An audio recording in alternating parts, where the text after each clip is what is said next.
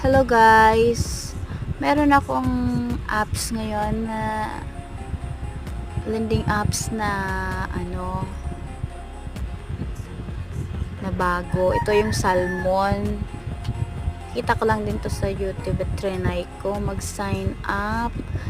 At ito na nga, na-approve ako ng halagang 3,000. Sige, open natin. Tingnan natin kung meron nga. Bali guys, 9% interest pala ito, good for 1 month. Ayan nga, meron nga ako 3,000 credit Salmon. Ayan. Ito guys, oh. Ayos guys, bago talaga to guys. Super legit. Pero hindi ko pa to kinuha ha.